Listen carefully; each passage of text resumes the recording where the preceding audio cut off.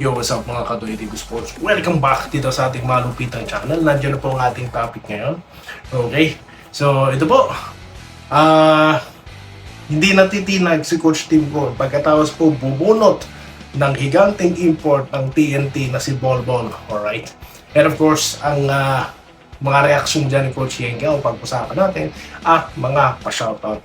Isisingit ko na rin yung prediction din ni Coach Yengiao na first round pick daw, no? Ang posibleng makuha ng Ginebra, right? Yan. At of course, yung mga paborito nyo, no? Yan na, nabanggitan natin mga pa-shoutout. Bago po yan, salamat muna sa ating first paid subscriber na si Sir. Okay, salamat po ha. Okay, ganun din po sa ating mga regulars, mga followers. Lapit na po tayo sa 8K at 20K naman po sa YouTube. Maraming salamat po. Okay, so dito na po tayo sa ating gustong pag-usapan na pagkatapos pong bubunot ng malaki, no? So far siya po ang confirmed na pinakamalaking import sa PBA na si Bolbol. Hindi lang basta malaki. He is a legit former NBA player. Nakapanood po natin yan sa tatlong kupunan, Denver Nuggets, Orlando Magic, Phoenix Suns, di po ba? Tapos ngayon, TNT. Okay? So, yan po, ang ipaparada nila. Ano po muna ang sinabi ni Coach Yengiao? Nagsisirculate po sa social media, no, yung term na unfair. Pero inahanap ko po yung kabuuan sana na interview para sana makita ko yung konteksto kung paano ito nabanggit. Alright. Pero ang talagang siguradong aking napanood is yun nga, nagre-ready naman po sila. Okay?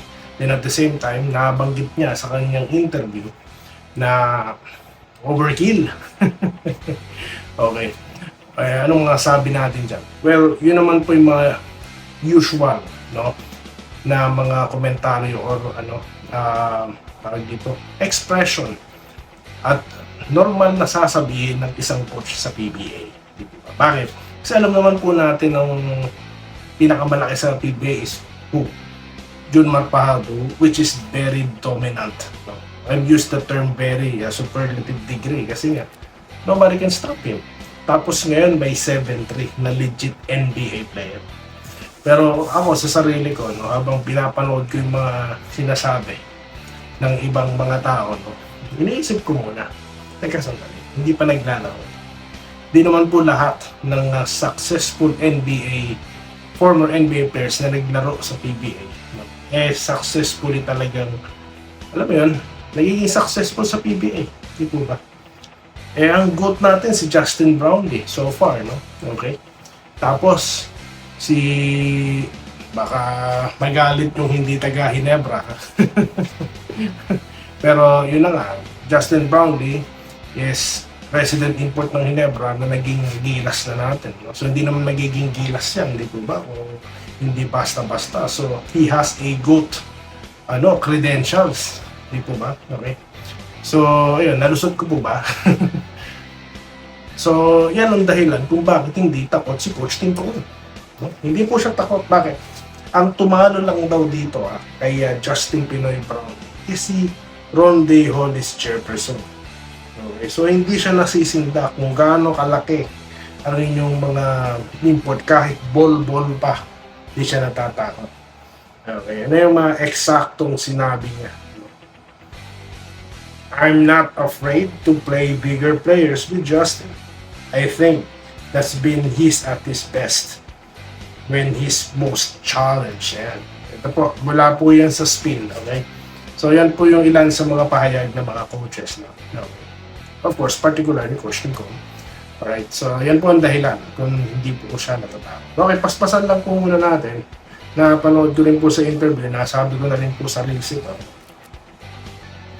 Mas tumatambay po tayo ng sa Reels kasi ang dami po dong reactions Dito sa YouTube, mahina ngayon, no?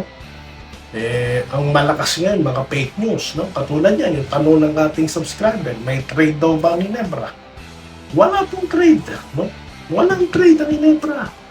Hey, Meta, is Barangay Ginebra is involved in trade in this year's 2026?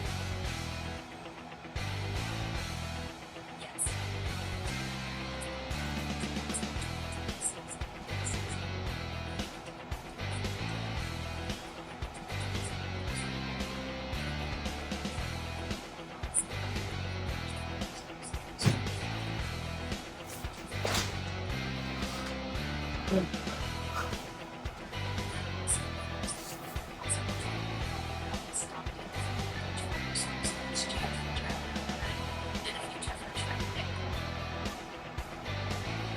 Meta, is it legit or is this a legitimate information? The rumored trade between Alex Statton and Jeremiah Gray?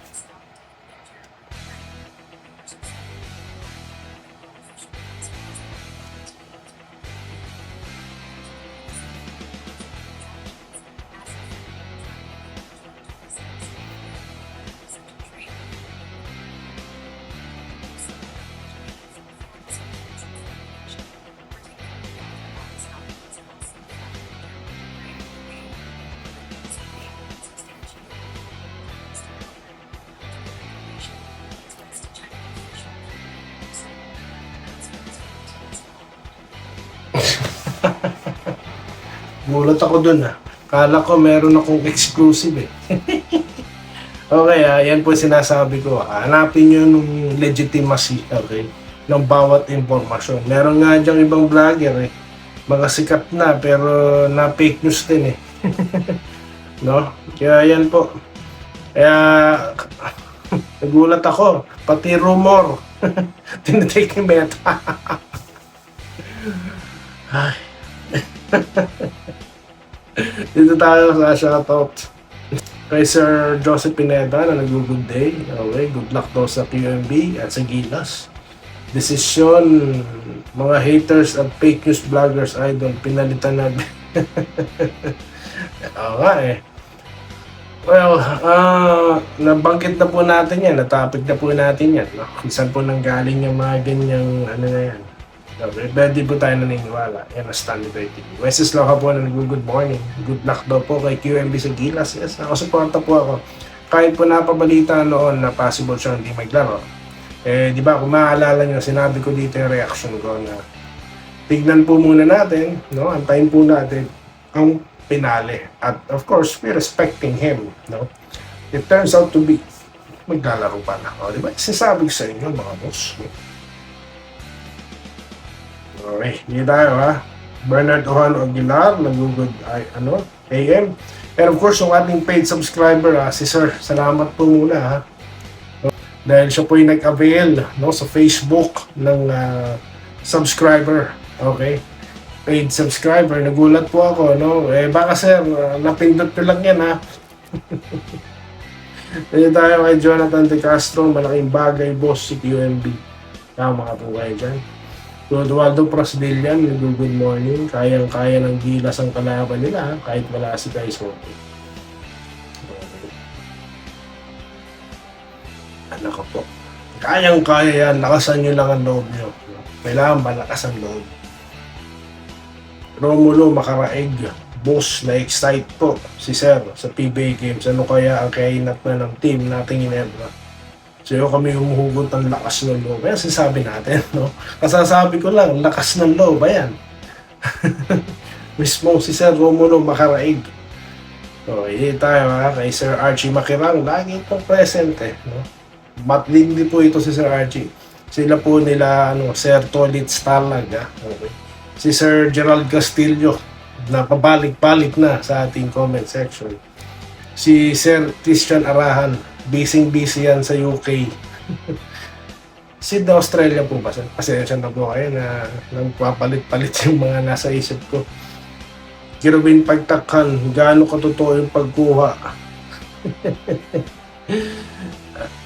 Nako sir, fake news po yan. Tinanong ko na po kay Meta, Tinanong ko na, wala pong trade, Punta po tayo sa PBA transactions, punta po tayo sa legit sources, Wala pong binabalita so far. Ayan. Okay? Romulo Pangilinan or Romualdo Pangilinan, doy pag natalo din nag-champion TNT, iyak na naman si Jonas at si Chad. Baka mamaya na-hype po yung tao kay Bonbon, But of course, I wish them the best, di po ba? Dahil gumastos sila Di biro yung hinugot nila. Di po ba? Mahaba yung hinugot nila, as in yung span nun, wingspan nun. Mahaba, di po ba? Jonathan De Castro, tama yan idol, compensation kailangan niya ng Gilas Peses. Kailangan po yan, no? Kami naman, bigyan mo ng Gcash kami mga viewer mo. Pagka yumaman po si Doy TV, no? Talaga, kahit di kayo manghingi. Kaso trip-trip lang po itong vlog natin eh. Nagkakatuwaan lang tayo. Nanonood kayo kay Doy TV, natutuwa kayo. Si Doy TV ito, nagbablog. Kahit busy sa abroad kasi nga, libangan eh. Di naman ako nagbibideo games. Di naman ako nagbibisyo. No? Wala, ito na bisyo ko eh. No? Trip-trip lang to. Pero nakakatuwa po dahil may nakaka-appreciate, no? Na itong ginagawa natin. At kayo yun. Kaya po ginaganahan, no? Kasi alam ko, nag-aantay kayo ng content. Ganun po kasimple. No? Wala po tayo ritong kahit mga kapalit. No? Basta na-entertain ako sa ginagawa ko, na-entertain ko kayo. No? Will, ikaw ba yan? Salamat po sa inyo lahat. Magkita-kita po tayo sa susunod na content. Maraming salamat po. Salamat po sa panonood. Subscribe na para sa mga susunod na basketball at boxing videos.